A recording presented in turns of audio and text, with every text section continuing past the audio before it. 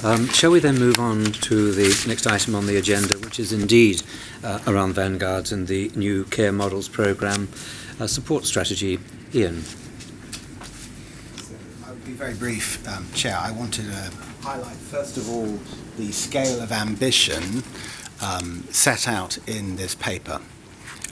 We are promising to develop new capitated funding models, a new MCP contract, a PACS contract, a blended pay-for-performance mechanism that combines Sequin and QOF, support through public procurement, new organisational forms, support through information governance arrangements, a comprehensive approach to evaluation and monitoring, logic models, dashboards, new workforce roles, support on workforce strategy locally, as well as public and patient engagement and the implementation of new technology.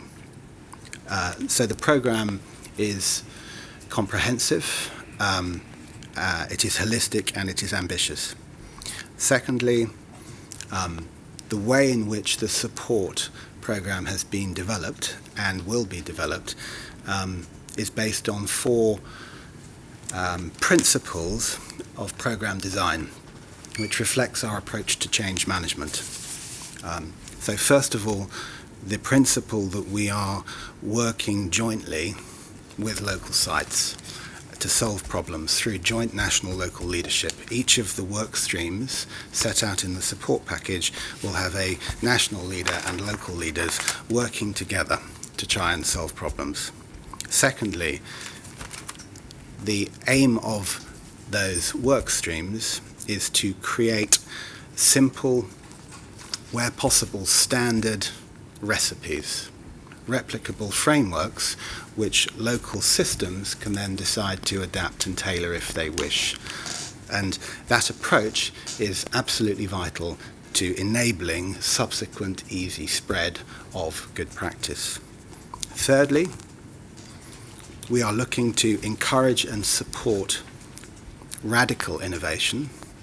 This programme is not about marginal incremental change, but encouraging local systems to be bold in their thinking and their execution. And then fourthly, we clearly need to work at the pace of the fastest vanguards, whilst at the same time looking to ensure we understand the stages of implementation and of impact, and that the changes that are being delivered are real. So that's on the change model principles.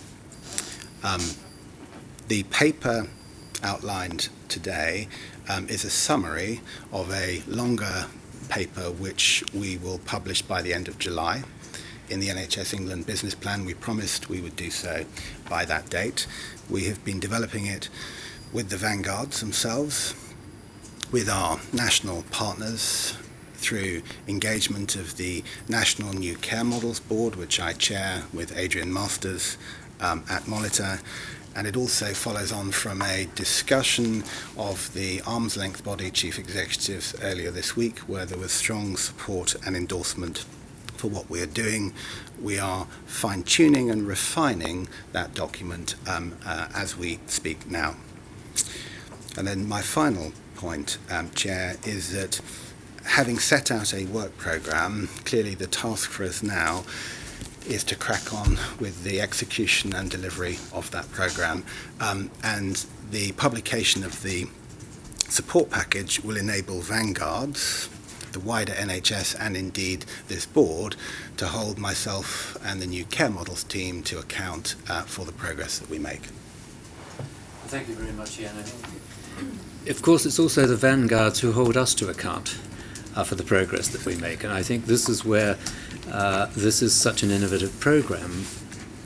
From the perspective of the board, probably one proxy measure of its success is the degree of discomfort that it causes us. because it is an inversion of what has sometimes been seen as the natural order, which is that instructions are issued from this part of the world and obeyed or not observed elsewhere. So I think that comes to a question which is, how confident are you that we can be as fleet of foot as the fastest vanguard, which is the test you've just set us? Do you feel the track record so far and the capability to be able to work around the capitation models and the other aspects of the support package at a speed that will empower and not delay what the vanguards are trying to do? I am confident, Chair, and we need to remember that the programme only started in March. We only selected our 29 sites following the process back then. We have completed our 29 two-day site visits. We've been engaging through Sam Jones's team intensively with the different Vanguard systems to understand what their requirements are, and this document is our attempt to channel what their wishes are. And I believe that we are working as fast as we can in terms of articulating that, and it provides a sound platform for us to progress. We have considered carefully with our partners the deliverability of the different elements within this package, and we would not be commending it today if we did not think it is deliverable. Nonetheless, it will be challenging and stretching for us to, as you say, proceed at the pace of the fastest sites. I think we have no choice but to make sure we step up to the plate. Thank you. Let me open up for discussion. Noel Gordon and then Kieran.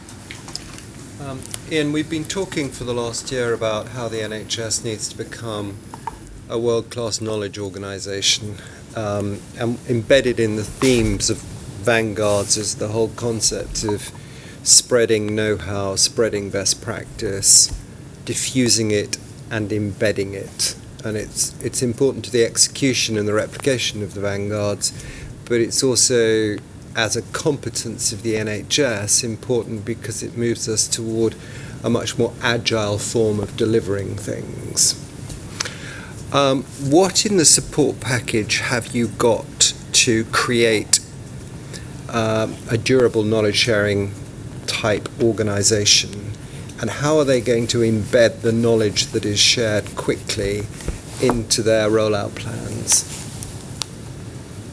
Thank you, Noel. That's a fantastic question.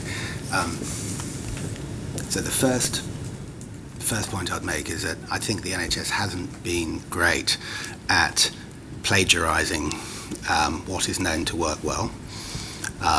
And secondly, we have then struggled, I think, to develop simple frameworks which are capable for wider spread. So if I could give you a little example, we have at least two of our Vanguard systems that are at the moment engaging different people to try and develop new organisational forms, and they're trying to solve a very similar problem. And what we're looking to do through the way the programme is constructed is to bring people together with national support so that we can develop single solutions where possible, which are generic archetypes which can be then tailored to local use. And for those to be made available not just to the Vanguards themselves, but to the wider NHS, along with the stories of how they're then being implemented. So the communication of what the Vanguards are doing and the products of the support programme will be absolutely critical to the success of the programme. Thank you. I have Kieran and then Victor. Thank you.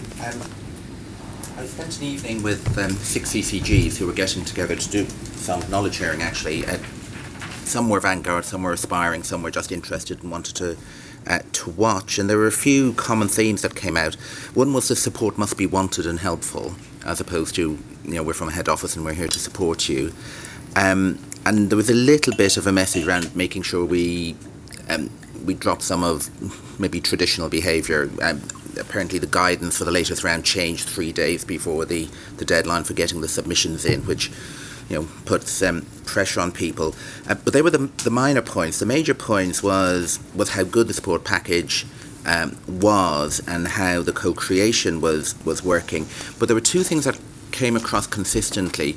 One was the need for support for people who were managing complicated multi-professional teams, for the very first time. And that was a common theme, which we can anticipate everybody else will possibly want as well. And linked to that was what was described as amazement at the cultural differences between different geographies and different clinical tribes and so on.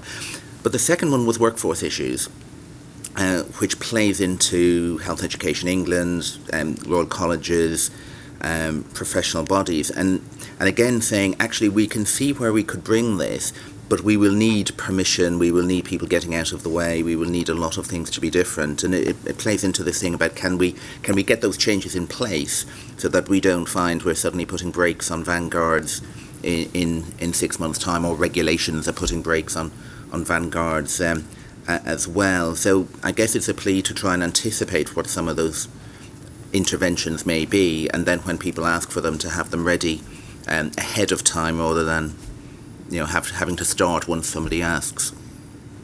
Absolutely, and there's a fine balance here, Kieran, between the extent to which the national bodies can be aware and mindful of some of the issues that are going to come up, but at the same time not impose them as their preconceptions of what the vanguards might themselves want.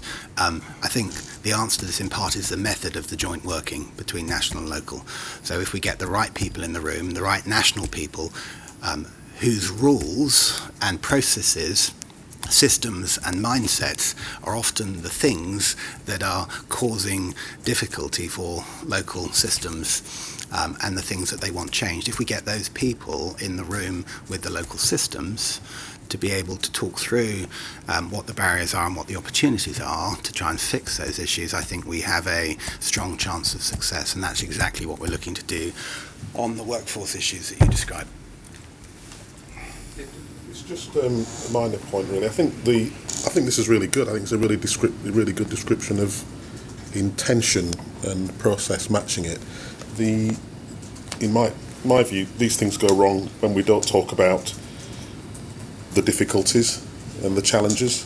So what I'm interested in knowing is how and when, or what's the intention behind bringing some of the challenges in the system, not necessarily to a public meeting, but to NHS England's attention, so we can actually address them, because I think it is usually underestimated, the challenge to our own culture, as the chair's pointed out. These things tend to start brilliantly and then get tougher and tougher because actually the system leadership doesn't like what it's hearing. So I'm interested in how we're going to get back the learning as to what's difficult and challenging, and in particular the point that you've made in your paper, which I think is again really welcome, which is how we're engaging the communities and the systems outside the NHS, which it's a wonderfully well stated intention. I'm really interested in the experience of it and what we are learning really about how that's working and what the methodologies that we're applying actually are. So on your second point, Victor, around engaging people and communities, there are a wide range of different views as to the best methods and approaches for tackling that. We are absolutely engaging the People and Communities Board that was set up as part of the Forward View governance to try and help provide support to make sure that we have articulated the full range of different approaches people can take. We talk about the directory of support that is going to be available, and we need then, through the measurement and evaluation processes as well as the informal feedback loops, to be able to understand how well that's really operating and working. There is I think a risk that as we create more integrated forms of provision that can help with better coordination of care, that some of those integrated forms of provision may not necessarily represent the full wishes and preferences of their local communities, and it becomes vitally important that the new systems that are being developed fully take into account the importance of transferring power to patients and to local communities. And that will be an integral part of the programme, and we will be